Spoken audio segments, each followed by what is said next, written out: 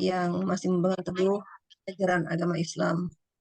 Baik, alhamdulillah terima kasih kepada Ketua LP2M, bil khusus reviewer kita pada siang hari ini, Ibu Dr. Ais Amalia MAG, yang berkenan mereview eh, proposal dengan judul yang pertama tadi adalah sistem dan metode akuntansi pengelolaan donasi rumah ibadah berbasis digital. Setelah menelaah kembali apa yang disampaikan oleh reviewer dan saya mencoba untuk merumuskan kembali atas arahan dari kedua reviewer untuk merumuskan judul yang baru, yaitu digitalisasi donasi rumah ibadah dan akuntansinya di era 4.0. Baik, next. Saya terima kasih kepada Ketua LP2M telah memfasilitasi saya untuk men-share slide saya agar lebih mudah, karena sepertinya program saya ini saya tidak bisa share sendiri untuk full screen-nya. Saya sudah coba-coba dari tadi pagi, ternyata tidak bisa. Oleh karena itu saya menyerah dan saya sampaikan juga kepada Ketua LP2M untuk bisa men-share slide saya. Prof, baik, saya akan mempresentasikan proposal yang mungkin sudah Prof baca. Jadi latar belakang permasalahan di dalam judul saya ini, yang pertama ada dari sisi donaturnya. Di sini dalam hal ini adalah meneliti tentang bagaimana donatur yang datang ke masjid ini mengalami kesulitan dalam berdonasi. Nah, di sisi donatur ini biasanya kalau kita datang ke masjid, kita lihat ada kotak celengan yang lubangnya itu cukup kecil untuk menampung sumbangan dalam bentuk uang fisik. Oleh karena itu, identifikasi masalahnya ini adalah terletak pada bagaimana nanti kemudahan dari donatur untuk dapat memberikan donasinya di masjid. Yang pertama, karena keterbatasan uang fisik jika dimasukkan nanti ke dalam celengan. Kemudian ada juga uang fisik tersebut jika nanti kita berganti tangan nanti itu jadi bisa berpindah najisnya, karena kita tahu bersama Sulawesi Utara ini terkenal dengan mayoritas penduduknya juga beragama Nasrani.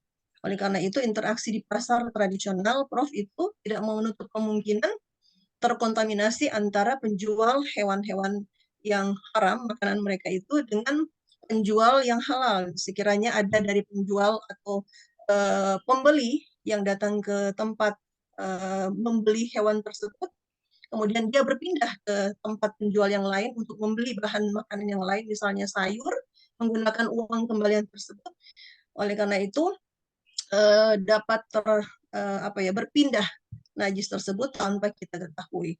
Oleh karena itu, jika sampai uang tersebut ke dalam kotak celengan, maka tentu kita tidak tahu bahwa itu uang tersebut mengandung sesuatu yang najis. Dan jika najis tersebut kita masukkan ke dalam celengan, otomatis dalam keadaan berwudu tentu kita harus membersihkan dulu najisnya itu, kemudian kita bisa melaksanakan sholat di masjid. Ada juga untuk berikut permasalahan yang terjadi, ini adalah donaturnya. Pada saat kita memberikan uang itu, tentu nominalnya itu kalau dalam jumlah besar memerlukan waktu yang banyak, ya, karena kotak celengannya itu ukurannya sangat kecil. Jadi kalaupun ada donatur mungkin yang ingin menyumbangkan atau ingin berdonasi atau berinfak lebih dari misalnya 1 juta, mungkin akan membutuhkan waktu yang lama untuk mengisi di dalam celengannya, celengan masjid. Selanjutnya, informasi yang saya dapatkan di media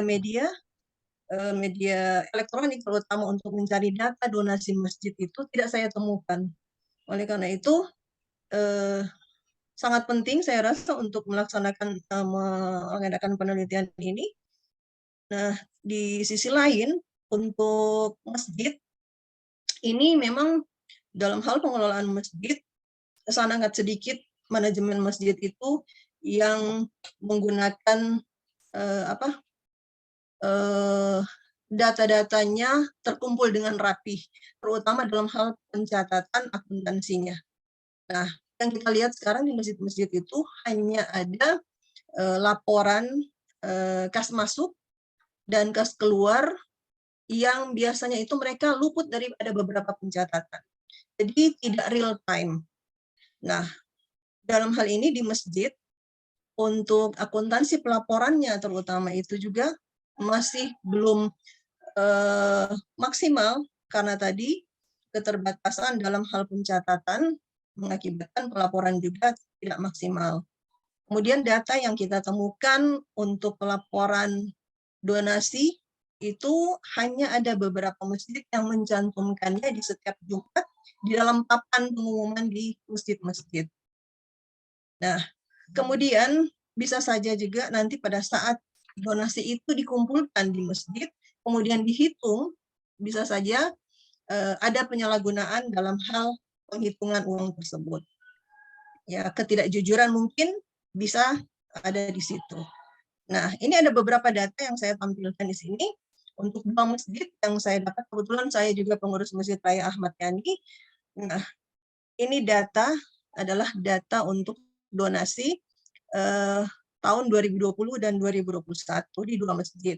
Yang satu Masjid Raya karena saya pengurus di sana, kemudian yang satu Masjid Umum Firdaus, kebetulan rumah saya, rumah ibu saya itu di kompleks ini, di Masjid Firdaus di Boulevard Manado. Nah, saya dapatkan di sini di Masjid Raya ternyata uang kas masuk itu lebih sedikit daripada kas keluar.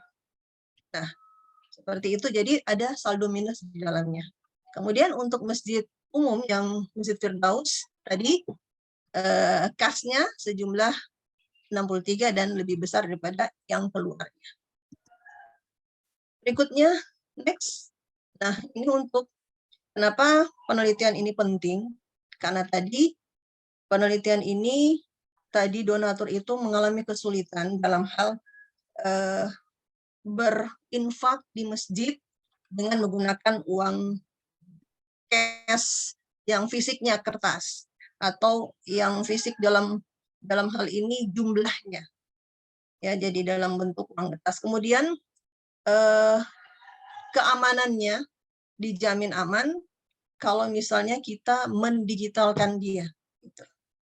Jadi kalau donatur nanti pada saat dia mau berdonasi, yang pertama itu adalah mudah.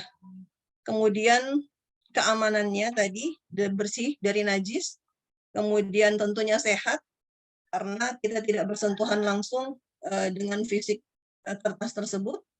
Kemudian niat kita, kenapa saya sebutkan niat kita? Karena biasanya kalau kita berdonasi di masjid, itu hanya umum khusus untuk masjid. Nah, kalau dalam hal ini saya niat, maksudnya untuk niat, kita lihat bahwa kalau di Provinsi Sulawesi Utara, kebetulan ada mitra saya Pak Ismail, kebetulan imam juga di masjid kampus. Nah, di sini kalau di Kota Manado itu ada insentif untuk imam. Nah, kenapa saya sebut di sini niat? Bahwa saya misalnya sebagai donatur itu ingin berinfak, saya ingin khususkan kepada imam misalnya seperti itu. Oleh karena itu, kenapa saya pilih digitalisasi ini agar nanti niat kita infak tersebut tidak hanya digeneralisir untuk keperluan fasilitas masjid, tetapi dikhususkan diperuntukkan kepada keimamannya. Karena kita tahu bersama beberapa imam-imam ini, hampir sebagian imam itu dia tidak memiliki insentif yang untuk mungkin dia sendiri. Maaf Bu Dokter, mungkin dipersingkat saja ke metode dan mungkin teorinya apa, baik. Ya, supaya bisa lebih cepat ini. Baik, kemudian ada beberapa rujukan penelitian terdahulu yang saya ambil. Yang jelas dari 5 peneliti-peneliti ini perbedaannya adalah terletak pada tadi, perbedaannya adalah digitalisasinya, kemudian sistem akuntansinya, ya, jadi akuntansinya itu akan lebih tersusun dengan rapi dan terdata, kemudian nanti akan memiliki big data yang bisa disimpan dan bisa terintegrasi dengan Dewan Masjid Indonesia. Nah, rumusan masalahnya adalah bagaimana digitalisasi donasi tadi itu terlalu cepat ya? Iya, ini. Ya. Lanjut aja Bu, lanjut. Baik. Ya, tujuan penelitiannya tadi untuk mendeskripsikan tadi digitalisasi. Kemudian grand teorinya ada 2, saya ambil dari Al-Quran surat Al-Baqarah 282 tadi tentang perintah mencatat transaksinya, kemudian untuk Al-Baqarah 254 itu untuk perintah berinfak.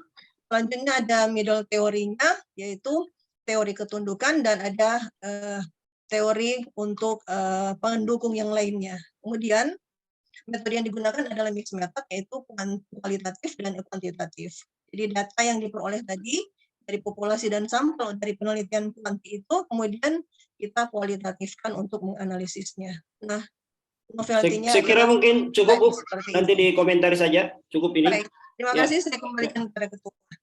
Baik, terima kasih Bu Dr. Haja Nur Fitri Latif. Mungkin kita langsung beri kesempatan ke Ibu Prof. Ewis sudah bisa mengomentari dan memberi respon. Dipersilakan, Prof. Ya, baik. Ada catatan beberapa yang saya lakukan, sudah saya catat. Pertama, Ibu Bu Fitri, ya apa kabar Bu Fitri? Alhamdulillah. Kita di Manado ya. Sama, insya Allah nanti kapan-kapan. Ketemu lagi nanti, insya Allah. Pertama, latar belakang Ibu. Latar belakang itu masih normatif. Jadi saya melihatnya latar belakang ini juga catatan sih kemarin dari keseluruhan itu mungkin Pak LP2M perlu ada semacam workshop kembali ya, penyusunan proposal yang baik. Dari sekian ini kok cuma 4, saya juga berharap seharusnya tidak 4, semuanya harus bisa masuk gitu. Cuma dengan standar yang ada mungkin ya nggak apa-apa lah, nanti untuk ke depan bisa menjadi lebih baik. Pertama memang latar belakang saya lihat rata-rata itu baru berdasarkan asumsi normatif gitu ya. Latar belakang itu perlu diperkuat dengan data-data empiris. Jadi data, fakta, faktual. Jadi empirical evidence-nya itu perlu kuat di situ. Mengapa sih butuh pencatatan akuntansi masjid gitu loh. Terus ditopang data-data yang ada selama ini di masjid-masjid yang ada di Manado tuh seperti apa faktualnya. Kemudian rujuklah riset yang sudah ada. Jadi riset-riset yang sudah ada dirujuk, kemudian ditarik sampai akhirnya menemukan adanya suatu masalah. Jadi masalah ini betul-betul harus merupakan scientific problem. Jadi bukan personal problem. Menurut kita ada masalah, tapi sebetulnya secara faktual akademik dia merupakan masalah atau tidak. Dan untuk kita tahu itu ada masalah, tentu ada fakta-fakta dan data antara Dasein dengan Dasolennya ini betul-betul emang ada gap-nya. Kemudian dari literatur yang sudah ada dan riset yang orang sudah lakukan pasti kan sudah ada. Siapa yang sudah pernah melakukan riset tentang akuntansi atau pencatatan donasi di masjid? Itu kan pasti sudah banyak sekali. Penelitian sejenis ini sudah banyak sekali. Nah, Ibu mengambil posisi apa? Oh, ada penambahan kebaruan bahwa riset A mengatakan bahwa masjid belum memiliki suatu pencatatan akuntansi yang baik. Menurut siapa gitu. Kemudian ada beberapa masjid yang telah memiliki pencatatan akuntansi yang baik, namun belum transparansi dan akuntabilitas misalnya.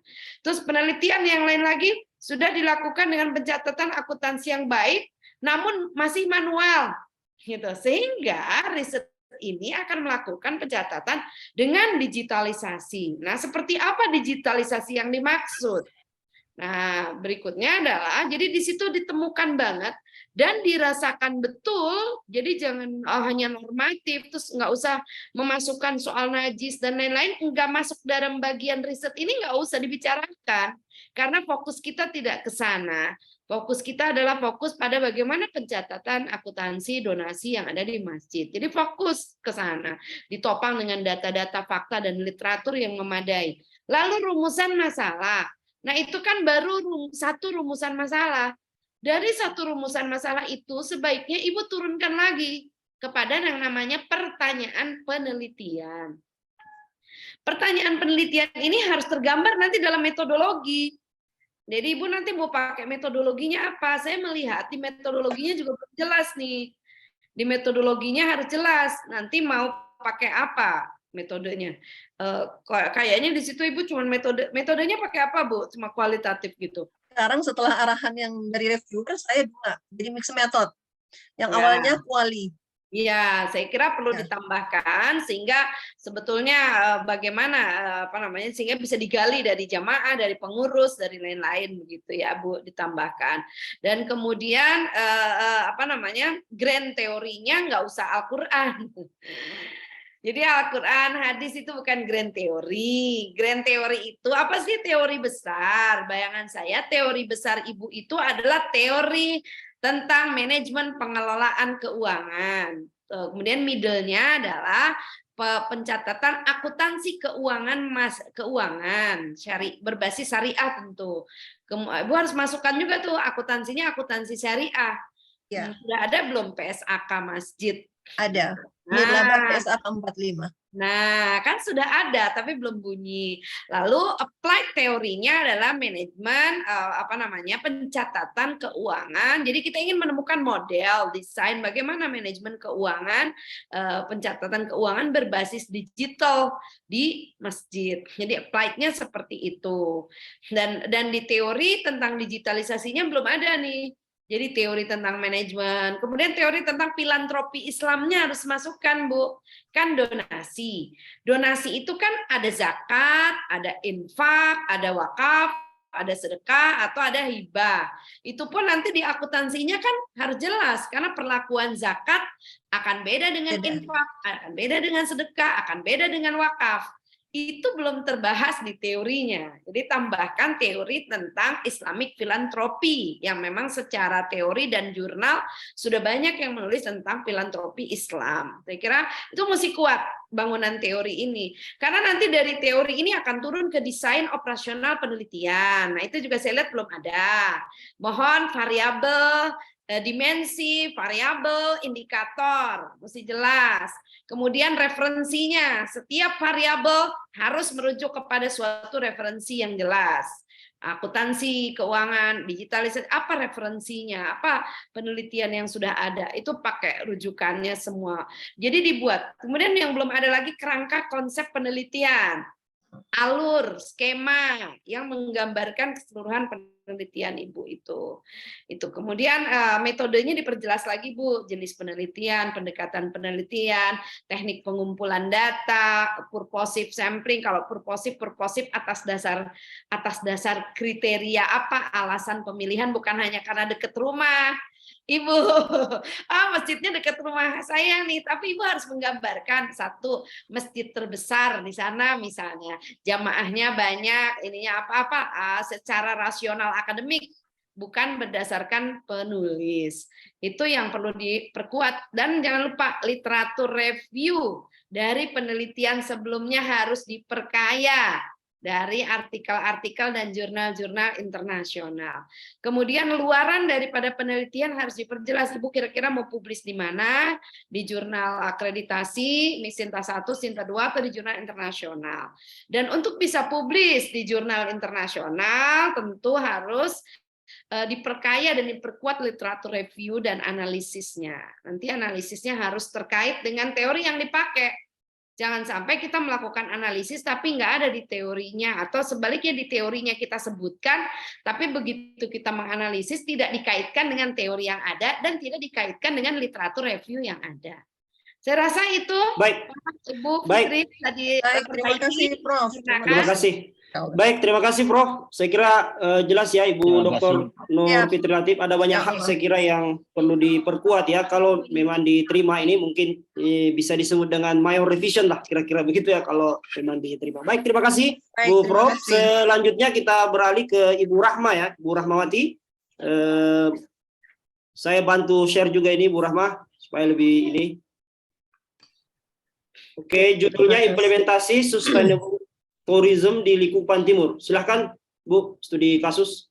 Ya, terima kasih. Assalamualaikum warahmatullahi wabarakatuh. Terima kasih kepada Ketua LP2M yang sudah memberikan kesempatan kepada tim kami, dan juga yang saya hormati Prof. Amelia yang sudah mereview penelitian kami. Oke, lanjut Pak. Judul penelitian kami yaitu implementasi sustainable tourism di Likupang Timur. Ya, oke. Kalau kita melihat bahwa lingkungan merupakan isu global yang dihadapi oleh masyarakat dunia, ya munculnya berbagai bencana alam ya diakibatkan oleh kerusakan lingkungan itu sendiri, ya. Memaksa bahwa para pemimpin dunia untuk menentukan kebijakan yang mendukung pelestarian lingkungan. Nah, salah satunya adalah dengan merumuskan konsep pertumbuhan yang berkelanjutan yang disebut dengan sustainable development. Nah, Sustainable Development Goals atau pencapaian pembangunan berkelanjutan didesain untuk menyediakan suatu konsensus dan seluruh kesepakatan bersama untuk menetapkan pembangunan berkelanjutan di seluruh dunia. SDGs ini disepakati oleh General Assembly PBB pada tahun 2015 dan diadopsi oleh 193 negara anggota, ya, merupakan sejumlah 17 buah pencapaian dan 169 sasaran spesifik yang memprioritaskannya pada negara maju dan negara berkembang. Oke, next. Nah, kita dari apa yang sudah direview oleh Prof, kami juga menambahkan, ini mungkin menjadi hal yang sangat krusial juga berkaitan dengan masalah halal tourism. Nah, pariwisata halal juga merupakan ada kaitan eratnya, ya, dengan konsep sustainable tourism, di mana pariwisata halal menurut penelitian MD Siddiq Azam, Julastri Abdul Razak dan Muha Asri Abdullah, ya, memiliki kontribusi dalam pencapaian kemudian kesehatan dan kesejahteraan yang baik, kesetaraan gender atau gender equality, kerja seimbang dan pertumbuhan ekonomi, konsumsi dan produktif yang bertanggung jawab serta berpotensi untuk berkontribusi baik kehidupan di dalam air maupun kehidupan di daratan. Nah, di Likupang Timur ini sebagai konteks penelitian kami depan, ya, insya Allah di Likupang Timur ini, ya, karena wilayah ini merupakan wilayah pariwisata di bagian dari Sulawesi Utara yang merupakan pertimbangan kami untuk memilih lokasi ini, karena selain merupakan destinasi wisata, kemudian di Likupang Timur ini juga pada tahun 2019, ya, pemerintah daerah telah membuat kebijakan untuk menjadi desa sekitar Likupang menjadi kawasan ekonomi khusus atau biasa disingkat dengan KEP pariwisata. Sedangkan pada saat yang bersamaan untuk mendukung program Sustainable Development, pemerintah juga meluncurkan program yang mendukung sustainable tourism secara menyeluruh, yaitu cleanliness, health, safety, and environmental sustainability. Okay, next. Nah, dari latar belakang yang sudah saya sampaikan, ada 4 rumusan masalah yang akan kita ramu, ya, di dalam nanti pembahasan maupun hasil penelitian kami. Nah, di situ ada bagaimana potensi pariwisata di Likupang Timur. Kemudian bagaimana implementasi sustainable tourism di Likupang Timur. Apa tantangan implementasi sustainable tourism di Likupang Timur, dan bagaimana solusi dalam mengimplementasikan sustainable tourism di Likupang Timur. Kemudian dari kajian terdahulu yang relevan dengan penelitian kami, di situ ada understanding local community in managing sustainable tourism at Blora National Park, ya, ini karya dari Agus Purnomo. Kemudian tentang halal tourism, ya, definition, justification, dari sekian banyak yang sudah diteliti, ada salah satu peneliti yang memang dia meneliti tentang Likupang Timur tapi tidak fokus di sustainable tourism, ya. Dia meneliti tentang strategi pengembangan berbasis pariwisata berkelanjutan di Pantai Pulisan Likupang Timur. Oke, lanjut. Kemudian penelitian ini, metode yang kami gunakan, metodologinya adalah penelitian kualitatif dengan studi kasus. Ya, pendekatan penelitian metode yang digunakan adalah metode penelitian kualitatif dengan pendekatan studi kasus. Oke, kemudian subjek dan kembali subjek dan itu tadi ya, subjek dan objek penelitian ya, ini di 3 desa ya, ada 3 desa, yaitu Desa Marinso, Desa Polisan, dan Desa Kalinaum. Ya, ketiga desa ini ada objek pariwisatanya dan memang tidak terlalu dijamah oleh pemerintah. Ya, dia itu bukan hanya indah alamnya, tapi ada permasalahan sebenarnya berkaitan dengan masalah lingkungan. Nah, kemudian di situ implementasi Mungkin bisa dipersingkat, Bu. ya. Ya, Implementasi sustainable tourism di sektor pariwisata ini berdasarkan indikator yaitu masalah ekonomi.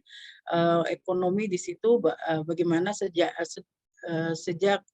adanya destinasi pariwisata begitu, bagaimana dengan ekonomi masyarakat setempat, masyarakatnya seperti apa, kemudian lingkungannya seperti bagaimana ya, karena pariwisata itu juga harus bukan hanya alamnya saja yang indah, tapi dia lingkungannya juga harus diperhatikan.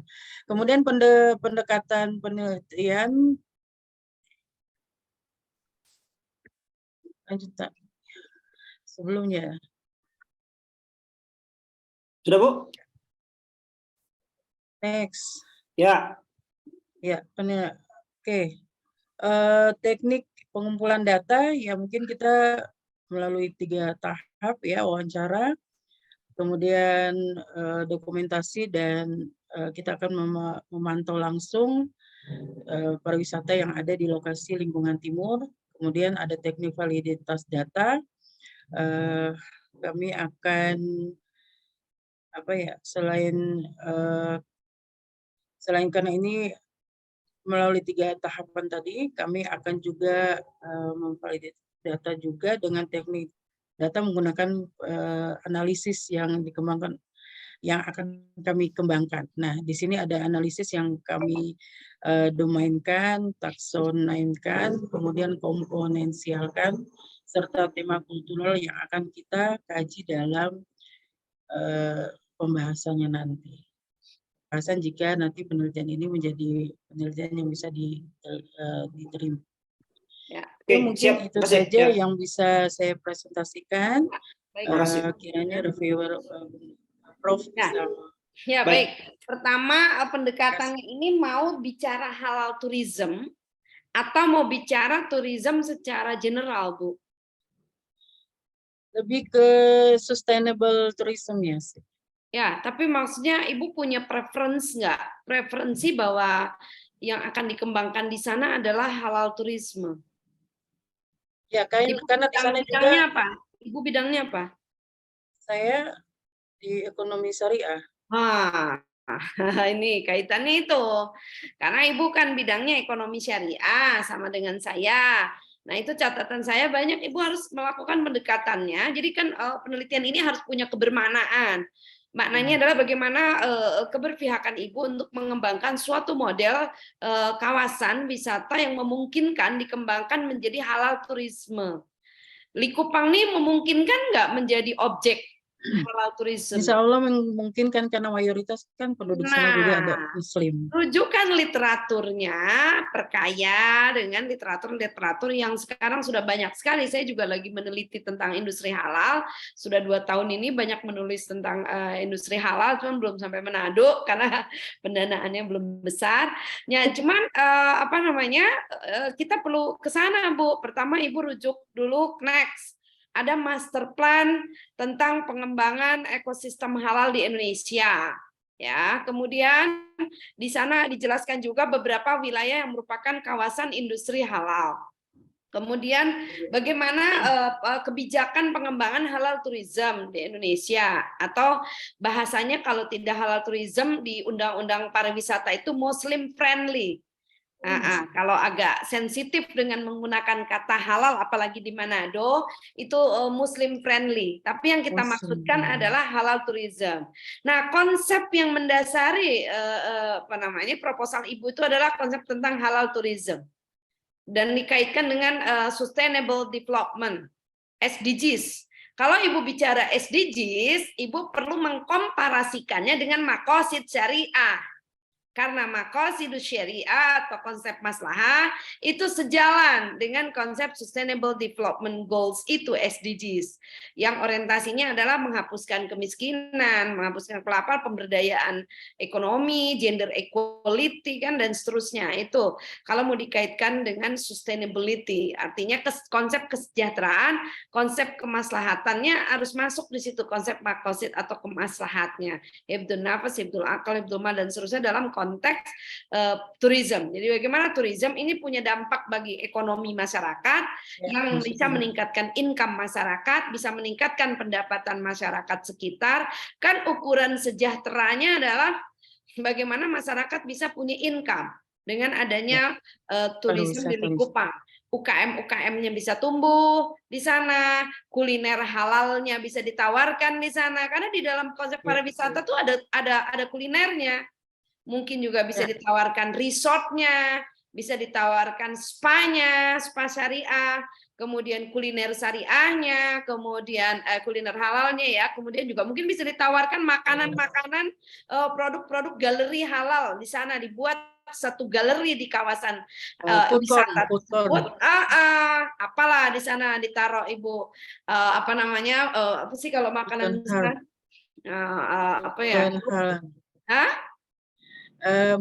Kuliner halal. Ya, galeri kuliner halalnya bisa ada di sana, makanan-makanan yang dikemas maupun yang makanan, dan udah ada di sana sertifikasi halalnya makanan-makanan tersebut. Nah, bagaimana menggali itu, Bu? Jadi menurut saya sih kurang tepat kalau Ibu sebutkan metodenya studi kasus. Emang kasusnya kasus apa? Kalau studi kasus itu, Ibu lebih baik melakukan survei dulu dan melakukan, kalau Ibu bisa pakai ANP, itu bagus Ibu melakukan ANP, Analytical Network Process, dengan Ibu berkomunikasi, wawancara dengan para stakeholder, pengembang, turismnya, ownernya, Pemdanya mendukung atau enggak, lingkungan masyarakatnya, minat masyarakatnya mendukung atau enggak, turis yang datang perlu enggak, berkebutuhan enggak untuk industri pariwisata halal. Saya rasa banyak sekali di luar Manado, termasuk saya, yang pingin tourism ke Manado, tapi harus yakin bahwa di kawasan itu bisa dapat makanan halal, di kawasan itu saya bisa melakukan tourism secara halal, begitu. Digali potensinya, jadi lebih pada bagaimana membangun ekosistem halal, halal Muslim friendly mungkin gitu ya, atau ramah Muslim, itu atau mau halal juga boleh di Likupang Timur. Jadi digali potensinya dari sudut regulasinya, dari sudut SDM-nya, dari sudut pengembangan UKM-nya, dari sudut IT-nya, atau dari sudut edukasi kesadaran masyarakat untuk halal tourism-nya, itu lebih digali ke situ, Bu. Sehingga lebih punya kontribusi penelitian Ibu ini, saya rasa harus berkontribusi sesuai dengan visi IAIN Manado yang multikultural. Bagaimana bisa menghadirkan ekonomi Islam dalam konteks pengembangan halal tourism di Likupang Timur. Itu Bu, arahnya lebih banyak ke sana.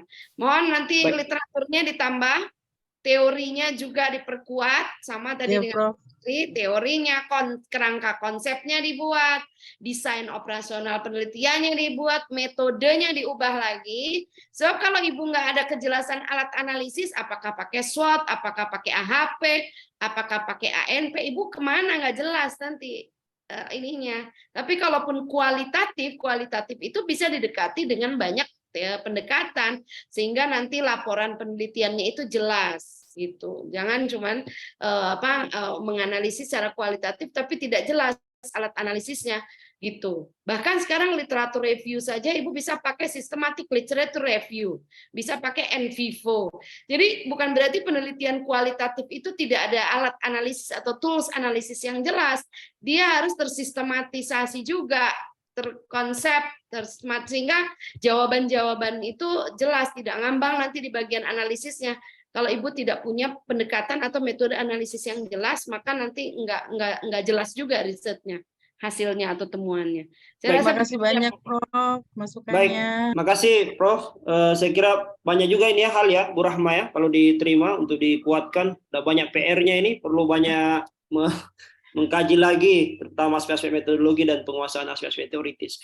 Baik, terima kasih. Akan kami lengkapi. Prof, terima kasih Bu Rahma. Selanjutnya Pak Dr. Ridwan dan Ibu Satriani. Silakan Pak Dr. Ridwan. Bisa di share screen sendiri, oke ya.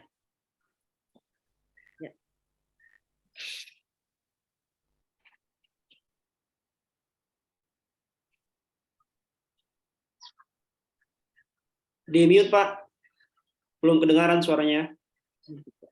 T4.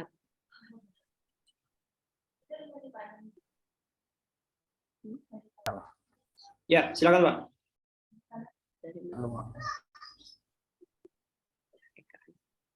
Silakan Pak.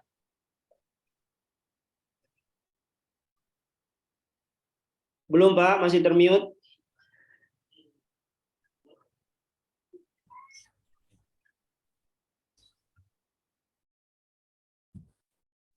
Baik, Assalamualaikum warahmatullahi wabarakatuh. Assalamualaikum. Syukur alhamdulillah kita panjatkan kehadirat Allah Subhanahu wa taala atas segala nikmat yang telah diberikan kepada kita semua. Yang saya hormati Ketua LP2M Bapak Dr. Arhanuddin Salim, yang saya hormati Ibu Reviewer, Ibu Prof. Ewis Amalia yang sudah mereviewer proposal kami, dan yang saya hormati kelompok teman-teman dosen kelompok penelitian di Tabdimas, kelompok peneliti Tabdimas tahun 2023. Penelitian ini kami lakukan bersama dengan Ibu Satriani yang sudah ada di room juga, yang berjudul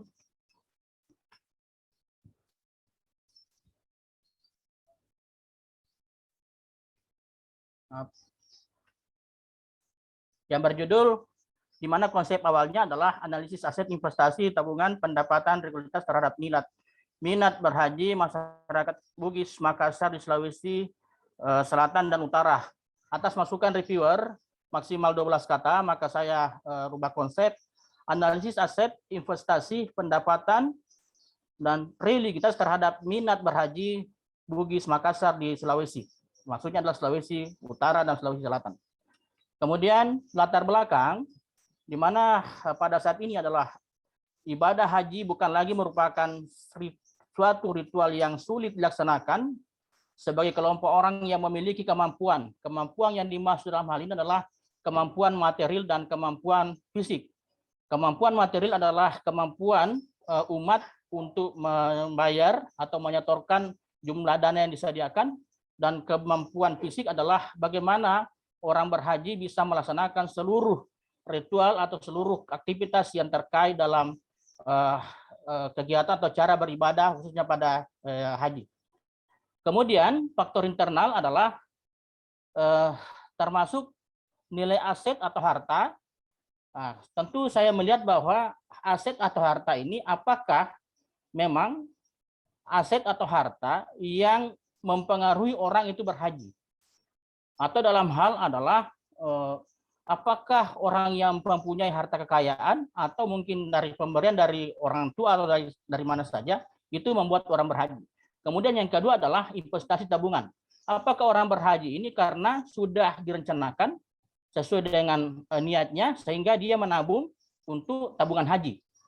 Kemudian faktor lain adalah faktor tingkat pendapatan. Apakah orang berhaji ini karena tingkat pendapatannya tinggi, atau misalnya gajinya tinggi, atau misalnya pendapatan yang diperoleh setiap hari itu adalah dikumpulkan untuk niat beribadah untuk haji. Ya, kemudian tingkat religiusitas atau pemahaman keagamaan setiap Muslim. Ya, dia berhaji karena memang dia memahami bahwa haji itu penting bagi orang Muslim. Kemudian faktor lain adalah faktor eksternal, yaitu budaya dan tradisi. Ya, ada yang berkembang bahwa ketika orang sudah haji itu posisi dan kedudukannya di suatu wilayah itu tinggi. Ya, mungkin saja orang berhaji karena itu. Untuk itu kami ingin melihat apakah faktor-faktor internal ini mempengaruhi untuk berhaji. Kemudian kita melihat ada fenomena dan viral gap ini adalah jumlah animo atau masyarakat untuk berhaji sangat besar. Karena apa? Karena mudah dan tidak dibatasi. Jadi orang berhaji itu mendata haji ya biasa kadang-kadang satu keluarga karena ada uangnya, ya karena ada dananya. Di sisi lain, ya jumlah masyarakat untuk berhaji terbatas karena kebijakan pemerintah, misalnya kuota yang harus dibatasi. Jadi ada apa ya? Ada pertentangan. Di mana sisi lain adalah orang muda untuk mendaftar haji, tapi di lain sisi adalah sulit untuk berhaji.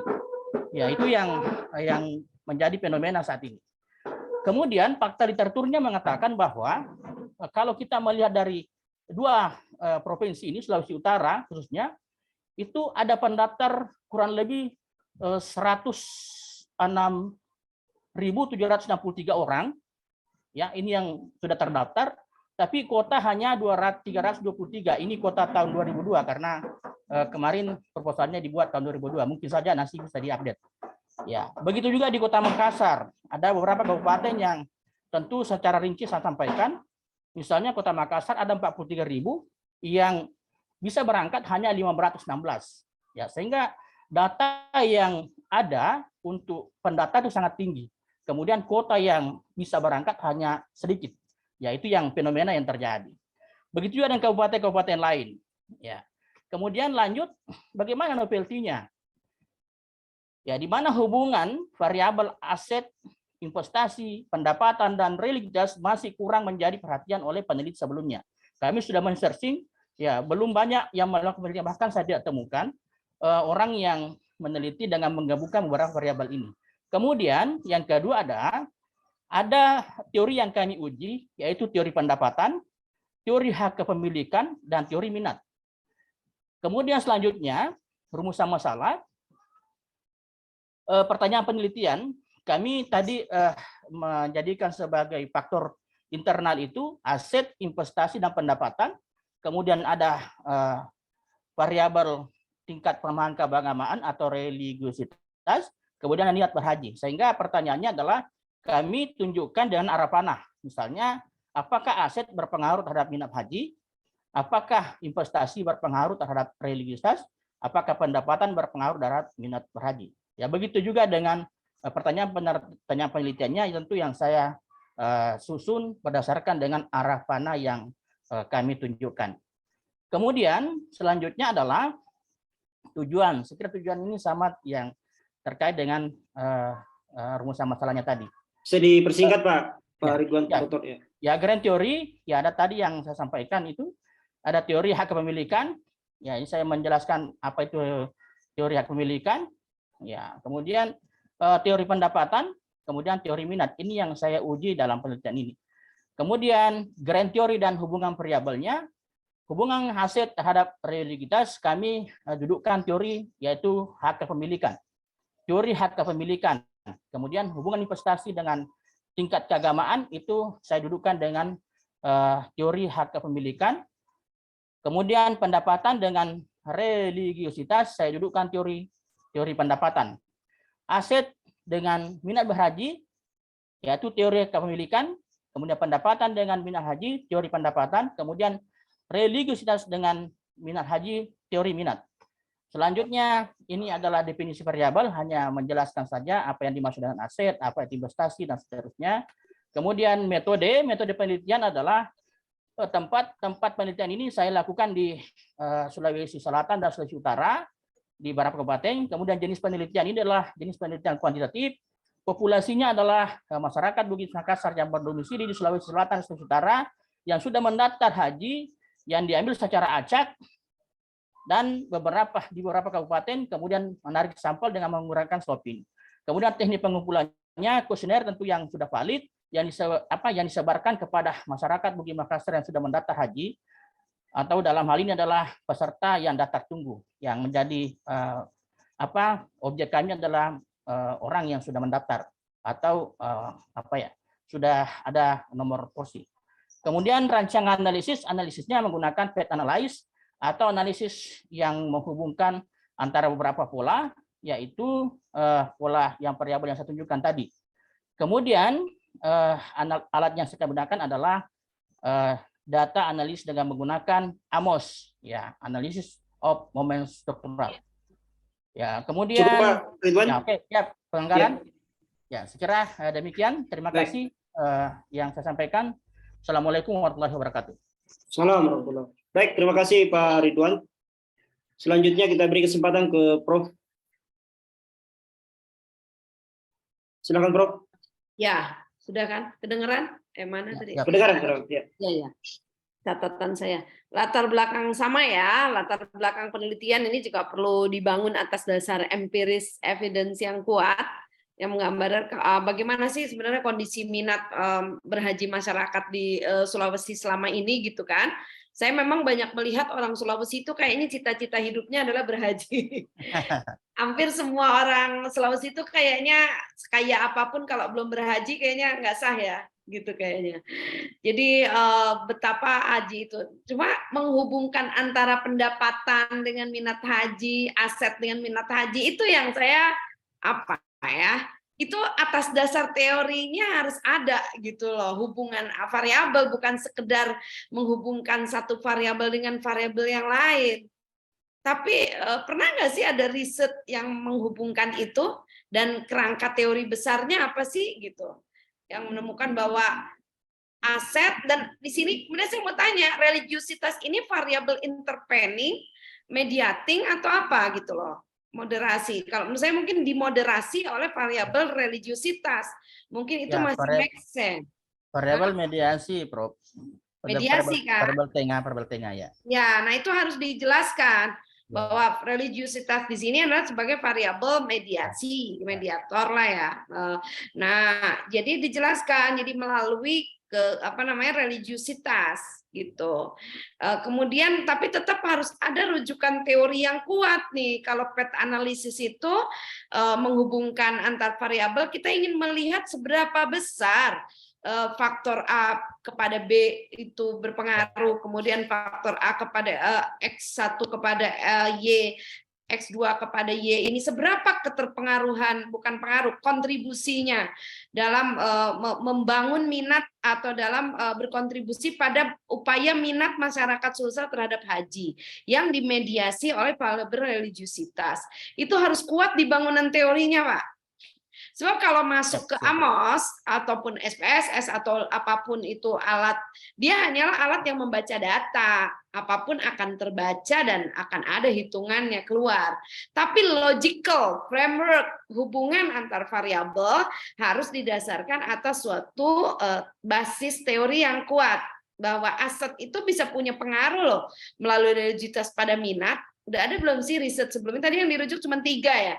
Coba cari lagi Pak, tambah lagi literatur dari jurnal internasional. Saya melihat kawan-kawan masih banyak belum mengakses jurnal internasional. Karena penelitian yang sudah publis di jurnal internasional adalah penelitian yang bagus gitu. Jadi saya selalu mahasiswa baik S2 maupun S3 maupun dosen-dosen yang meneliti, saya selalu arahkan rujuklah artikel-artikel di jurnal internasional dengan tema yang bersesuaian atau relevan dengan tema yang akan kita bangun. Karena dari situ kita akan punya bayangan, betulkah yang kita asumsikan itu udah pernah diteliti orang, dan betulkah itu secara logical framework teorinya ada. Jadi ketika Bapak udah menyusun desain operasional variabel indikator, harus ditambah dengan referensinya. Teori siapa yang mengatakan bahwa aset bisa berpengaruh pada minat? Gitu, nggak katakan bukan pada haji ya, pada apapun. Ada nggak teori yang mengatakan bahwa aset itu, pendapatan itu berkaitan dengan minat? Kalau religiusitas banyak, dan kita yakin kalau haji adalah bagian dari religiusitas, itu mungkin bisa dijelaskan. Tapi kalau aset, pendapatan apa terhadap minat haji kan itu perlu diperkuat dengan bangunan teorinya yang ada, yang jelas gitu. Itu Pak. Kemudian metodenya, oke, saya kira pakai PET analisis, cuman ditambahkan kerangka konseptual, kemudian literatur review tadi juga diperkaya, bangunan teorinya lagi diperjelas mana yang merupakan grand dan middle dan applied teori, bukan hanya teori kepemilikan, tapi hubungan antara pendapatan religiusitas terhadap minat. Itu masalahnya. Jadi lebih pada teori besar itu, teori minat, teori aset, teori religiusitas, itu harus dijabarkan secara jelas dan turun kepada desain operasional dan turun kepada nanti kuesioner. Pertanyaan penelitiannya harus sinkron dengan teori. Sehingga bangunan ini terlihat inline atau inherent atau koheren antara satu bagian dengan bagian lain. Mulai dari latar belakang, mulai dari judul. Judul itu adalah intisari daripada keseluruhan yang akan kita tulis terrefleksikan pada judul. Sehingga judul ini harus menggambarkan problem, menggambarkan masalah, dan menggambarkan hubungan variabel di dalam judul itu. Kemudian masuk ke latar belakang, masuk ke teori, masuk ke literatur review, masuk ke kerangka konseptual, masuk ke desain operasional penelitian, masuk ke metode, dan kalau Bapak kuantitatif perlu ada hipotesis. Nah, itu semua harus, benang merahnya harus terlihat dan koheren satu sama lain. Kemudian pertanyaan penelitian sama tujuan penelitian, saya kira tadi ada yang nulis tujuan umum, tujuan khusus, saya kira nggak perlu, langsung saja tujuan penelitian yang itu harus sinkron. Kalau rumusan masalahnya 4, tujuannya 4, kesimpulannya juga 4. Kesimpulan nanti adalah merupakan jawaban dari permasalahan. Ini harus alignment, koheren tuh. Dari rumusan masalah, metode, kemudian kesimpulan, itu semua harus nanti menjadi padu. Gitu. Kemudian kontribusi penelitian Bapak juga perlu dipikirkan, bukan hanya untuk mengembangkan teori atau menambah referensi, tetapi penelitian ini kiranya juga bisa menjadi suatu referensi bagi kebijakan misalnya, atau bagi para pengembang travel misalnya. Jadi harus dilihat buat siapa sih penelitian ini. Kalau udah selesai, kira-kira siapa yang akan memanfaatkan riset yang akan kita lakukan itu. Jadi kontribusinya secara akademik maupun kontribusinya secara praktis. Lalu implikasi dari penelitiannya nanti apa. Kemudian perlu ditulis juga mau dipublis nanti di mana. Tuh, kalau bisa ya semuanya masuk kepada jurnal internasional. Saya kira begitu, Pak. Baik. Terima kasih, Prof. Ya, saya kira jelas ya Pak Dr. Ridwan. Ada banyak hal juga ini yang perlu ditambahkan, perlu dikuatkan lagi ketika proposal Bapak diterima. Baik, terima kasih Pak Dr. Ridwan. Selanjutnya yang terakhir ini Prof, Ibu Telsi Samad. Silakan Ibu Telsi.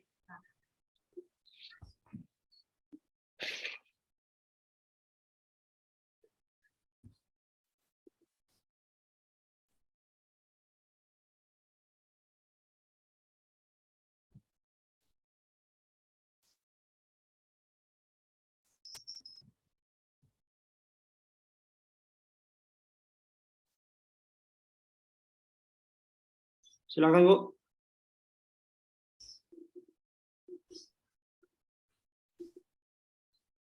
Si unmute Bu. Oh iya, ya mohon maaf Pak.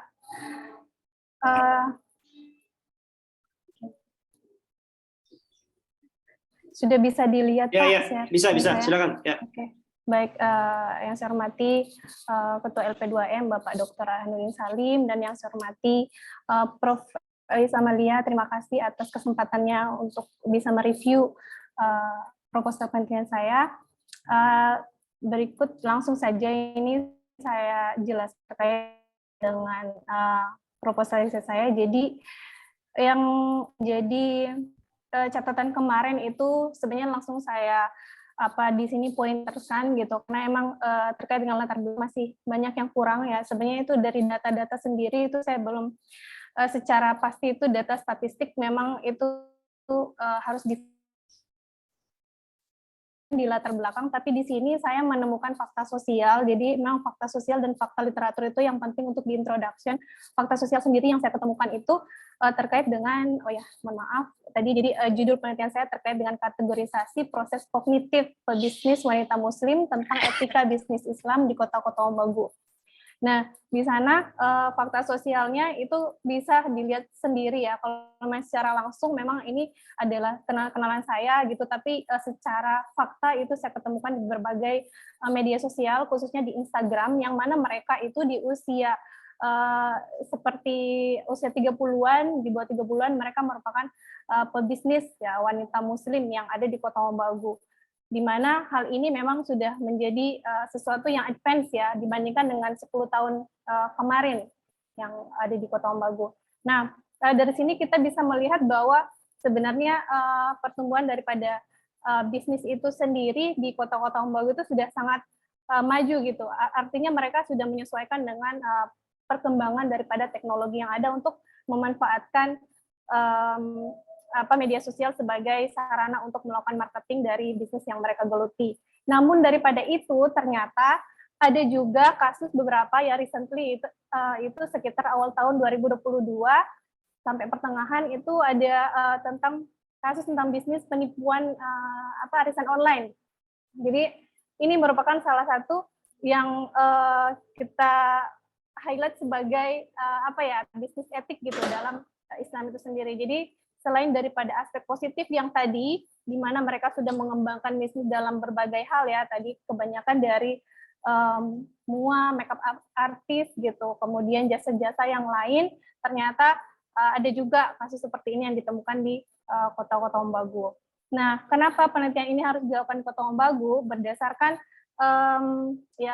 badan riset dari Badan Pusat Statistik, memang mayoritas masyarakat Muslim masih lebih banyak gitu dibandingkan dengan non-Muslim.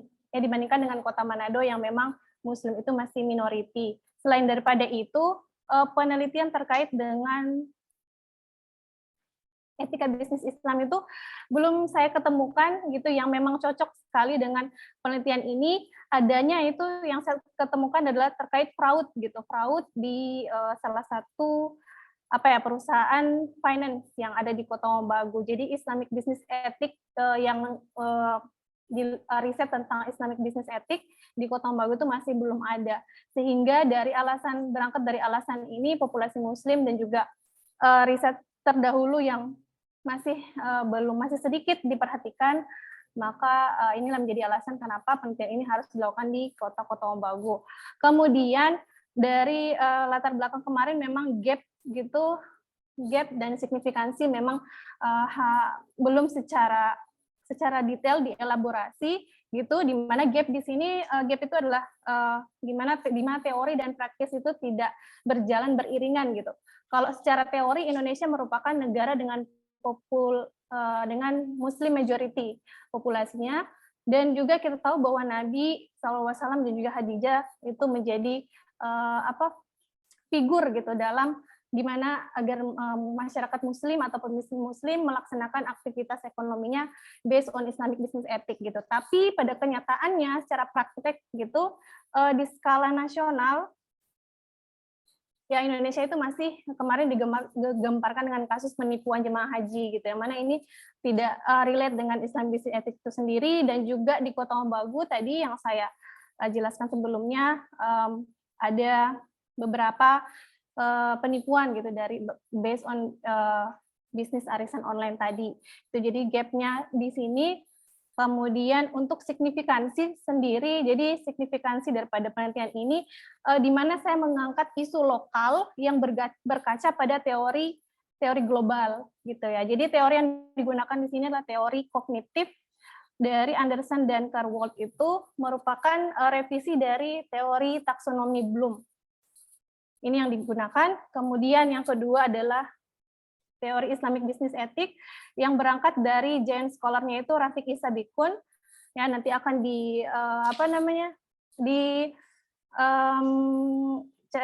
ada referensi lain yang untuk mendukung buku dari Issa Bikun ini terkait dengan Islamic Business Ethic. Nah, diantaranya adalah entrepreneurship dan manajemen in Islamic context. Di dalam buku ini membahas tentang gimana Islamic woman entrepreneur ada di sini. Jadi di sini sedikit saya akan mengkaji juga untuk menambah teorinya Rafiq Issa Bikun tadi yang menjadi giant scholar dari penelitian ini. Kemudian ini adalah salah satu saja, masih ada yang lain tidak sempat cantumkan di sini. Jadi ini adalah jurnal terkait dengan Islamic Business Ethics gitu, yang sedikit relevan gitu. Ini kemarin saya ketemukan di Elsevier. Mungkin lebih lanjut juga nanti dicarikan jurnal internasional yang relevan dengan penelitian ini. Kemudian novelty dari penelitian ini, jadi ini sejauh ini riset terkait dengan etika bisnis Islam itu banyak melihat pada beberapa aspek ya, sebenarnya sudah banyak yang mengkaji tentang Islamic Business Ethics, tapi lebih fokus pada seperti tinjauan, analisa, penerapan, serta pengaruh aktivitas jual beli pada pasar tradisional dan UMKM. Kemudian yang di sini jual beli online juga itu Islamic Business Ethics-nya, kemudian dari lembaga perbankan dan non-bank, dan selebihnya melihat Islamic Business Ethics dari strategi pemasaran. Nah, sedangkan pada penelitian ini lebih memfokuskan pada gimana sih kategorisasi proses kognitif daripada si pebisnis wanita muslim. Nah, itu yang belum saya ketemukan gitu dari berbagai penelitian tentang etika bisnis Islam. Sehingga dari kecenderungan tersebut, aspek yang fokus pada kategorisasi masih belum diperhatikan.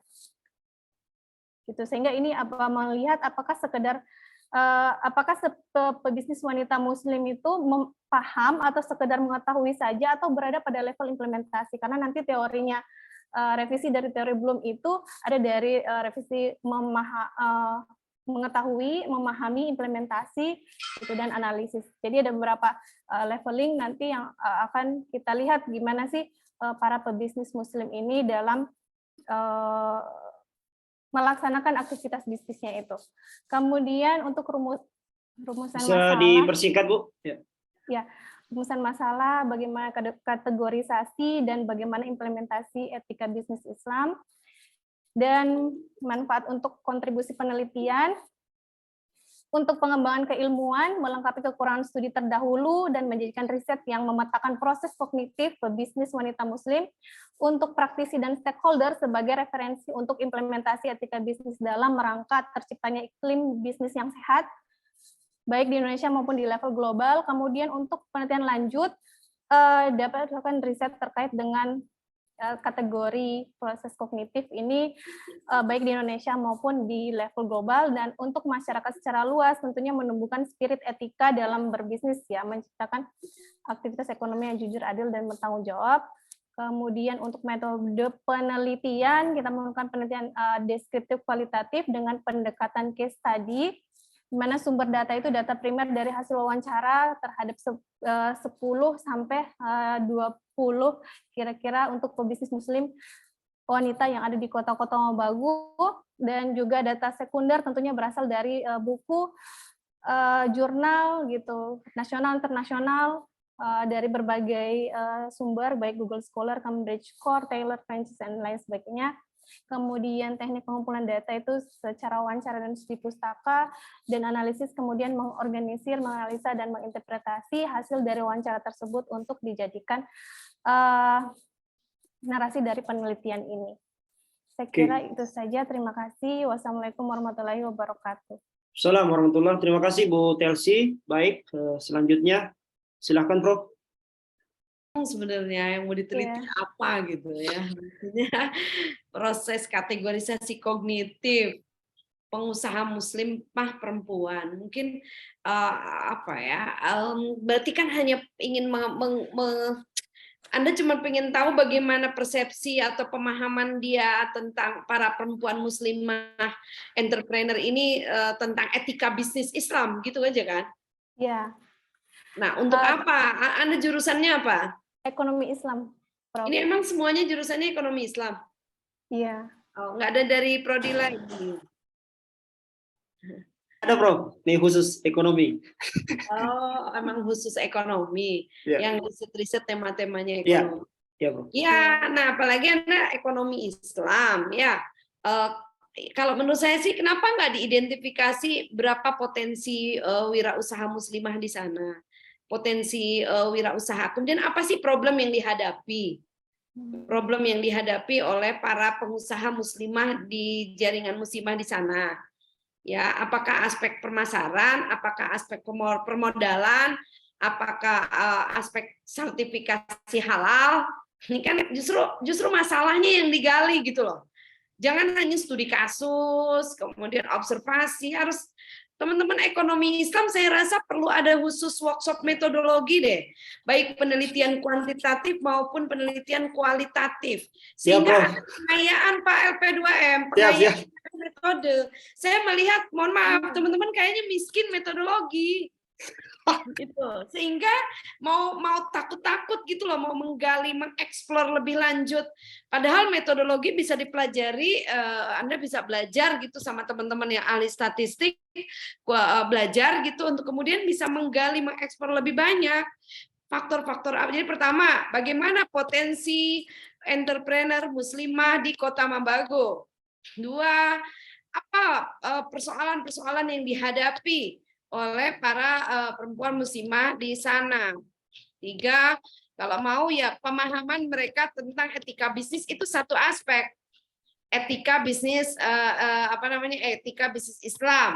Dan etika bisnis Islam yang Anda maksudkan saya kira bukan hanya aspek pengetahuan, tapi pengetahuan dan perilaku. Jadi kalau cuma aspek pengetahuannya aja untuk apa, tapi perilakunya, apakah mereka sudah melakukan perilaku etika bisnis Islam? Misalnya, ketika memproduksi, apakah memproduksinya udah pasti yang bermanfaat? Ketika misalnya dia memasarkan, apakah memasarkannya sudah dilakukan secara transaksi syariah? Misalnya, apakah pembiayaan financingnya sudah diperoleh dari financing keuangan syariah? Jadi bunyi gitu loh etika bisnisnya. Jangan etika bisnis sebagai sebuah konsep yang kosong. Tapi etika bisnis itu bisa di breakdown pada aspek kognitif, pada aspek afektif, dan pada aspek perilaku atau behavior dari para pengusaha muslimah yang ada di sana. Sehingga penelitian ini bermanfaat gitu loh. Ngapain cuma mengkategorisasikan kognitif? Emang Anda mau jurusan tarbiyah ya? Enggak, Anda ekonomi Islam. Jadi harus kembali kepada ranah keilmuan Anda ekonomi Islam. Dan etika bisnis enggak cukup cuman paham atau enggak paham. Tapi perilaku masyarakat di situ adalah entrepreneur muslimah, apakah sudah menerapkan etika bisnis Islam dalam bisnisnya? Itu harus diperhatikan. Ya. Yang tadi itu sebenarnya yang dari teori kognitif itu dia dari remember, kemudian understanding, kemudian applying, jadi menerapkan gitu. Ada tahap menerapkan sampai di tahap analisis gitu. Jadi ada beberapa tahapan sampai itu dia kan dalam konsep pembelajaran ya, maksudnya kognitif. Tapi Anda harus masukkan riset-riset yang terkait di dunia ekonomi Islam. Persepsi, preferensi, perilaku. Itu yang common yang digunakan ya. Persepsi itu di dalamnya termasuk memahami. Remember itu nggak penting, remembering ya, persepsi itu memahami. Jadi konteksnya pakai konteks yang biasa digunakan dalam riset-riset ekonomi Islam. Ya, taksonomi Bloom itu digunakan dalam metodologi pembelajaran.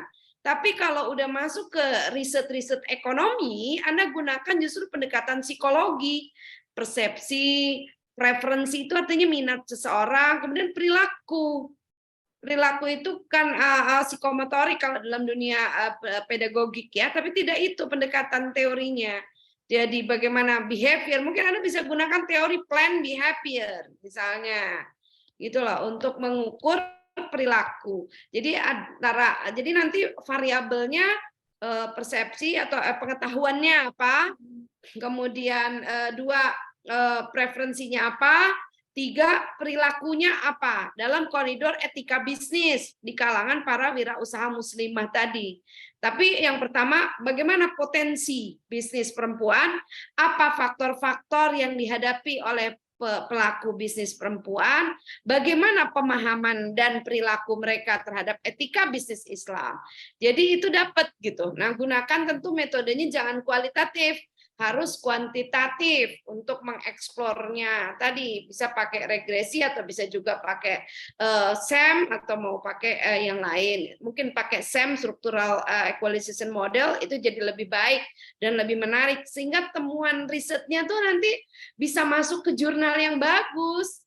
Karena kalau teman-teman cuma riset, jangan bertarget riset hanya bikin laporan.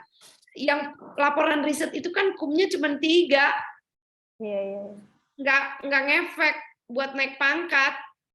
Ya, dari sudut uang pun nggak seberapa. Jadi ini dana itu harus manfaat untuk bisa menghasilkan temuan riset yang bisa nanti dipublikasikan di jurnal internasional maupun di jurnal nasional, mendukung kepangkatan Anda. Kalau di jurnal internasional kan kumnya bisa 25, 30, kalau di jurnal reputasi bisa 40. Itu yang harus Anda pikirkan, bahwa riset ini hanyalah sebagai tools untuk nanti publikasi. Jadi Pak LP2M perlu diarahkan bahwa kawan-kawan riset jangan hanya sekedar output, tapi harus outcome. Outcome-nya adalah publikasi ilmiah di jurnal minimal Sinta 2. Gitu. Jangan lagi Sinta 4, Sinta 3, Sinta 2, Sinta 2 lah. Serendah-rendahnya Sinta 3. Di jurnal nasional terakreditasi. Itu pun kalau tidak ada temuan riset yang baik akan ditolak, di-reject. Gitu loh masalahnya. Jadi dari awal nih saya juga arahkan Anda semua kenapa harus kelihatan gap risetnya, literatur reviewnya. Nanti begitu masuk ke bikin artikel jurnalnya nggak susah. Temuannya jelas, pendekatannya jelas, teorinya jelas, nggak akan di-reject itu di jurnal, gitu maksudnya. Ya, jadi mohon semuanya bisa melihat kembali. Mungkin nanti LP2M khusus workshop metodologi penelitian ekonomi dan keuangan syariah spesifik. Sehingga teman-teman bisa punya kebayang, imajinasi untuk nanti membuat bank proposal. Kalau perlu dari semua teman-teman yang ekonomi Islam, nggak ada yang ketolak proposalnya. Saya jujur sebenarnya kalau mau pakai ini ya standar nanti nggak ada yang diterima. Cuma saya turunkan standarnya adalah bahwa idenya bagus, cuma tinggal disempurnakan dari berbagai sisi. Saya harapkan semuanya tetap bisa diterima, tapi bagaimana tolong diperbaiki karena kita berharap bahwa riset ini punya manfaat publikasi. Baik. Itu Pak LP2M saya rasa. Baik, terima kasih Prof. Ya, saya kira khusus untuk Ibu Telsi ada banyak hal juga ya yang disampaikan oleh Prof tadi, mungkin perlu kalau diterima perlu ditambahkan dan dikuatkan. Baik, Prof, terima kasih. Ada banyak hal ya, terutama secara pribadi saya belajar dari sini. Saya bidang ilmu pendidikan Islam, Prof. Jadi sengaja memang saya ini kita ada 2 sesi sekarang ini, ada Zoom di sebelah di Islamic Studies dan di Ekonomi. Saya rasa memang harus spesifik sebab pendekatan konsep metode akan berbeda dengan yang itu. Iya, kalau mendengar review dari Prof tadi ada banyak hal yang saya kira di LP2M perlu kita tingkatkan, terutama saya sebagai ketua LP2M nanti mungkin akan buat program khusus ya terkait soal rekomendasi dari Prof tadi soal pelatihan atau workshop ya penelitian ekonomi dan keuangan syariah. Yang boleh jadi nanti akan kita hubungi Prof untuk jadi narasumber dan menjadi mentor kita semua ya. Saya kangen makan itu rica-rica. Ikan bakar, tinutuan, rica-rica. Dan di sana kan ada yang saya, yang Hasan Maulani. Oh ya, Hasan Maulani, Prof. Ya, insyaallah. Yang saya itu. Baik, oh ya siap Prof. Ya Prof, mungkin terakhir secara umum reviewnya atau pesan-pesan dari kita semua ini silakan Prof. Nanti. Ya. Nanti saya tulis lengkap dan nanti mungkin bisa dirujuk lagi sama kawan-kawan. Baik, terima kasih banyak Prof atas waktu dan partisipasinya. Tentu ini bagian dari berkah kami semua di Yayan Manado untuk bisa banyak belajar dari Prof. Tentu pertemuan kita tidak hanya di Zoom meeting ini, kita berusaha mungkin nanti tahun 2023, insya Allah kalau teman-teman penelitiannya diterima bisa nanti kita undang di hasil penelitian ya untuk presentasinya. Juga terima kasih pada seluruh Bapak Ibu yang sudah mempresentasikan proposalnya. Mudah-mudahan bisa diterima pada tahap selanjutnya dan Bapak Ibu bisa bersemangat. Meskipun mungkin tidak diterima, ada banyak insight baru ya yang disampaikan oleh Prof. Eus tadi yang kemudian bisa memantik kita untuk bisa lebih belajar, lebih mengembangkan kapasitas kita sebagai dosen di Yayan Manado. Saya kira demikian Prof. Terima kasih. Kita semua berdoa semoga Profesor Eus Amalia sehat selalu, diberkahi oleh Allah Subhanahu wa taala dan akan bertemu saatnya nanti kita semua di Yayan Manado. Terima kasih. Mari kita tutup bersama dengan melafazkan alhamdulillahirabbil alamin. Assalamualaikum warahmatullahi wabarakatuh. Terima kasih Prof. Prof, masukan yang keren sekali.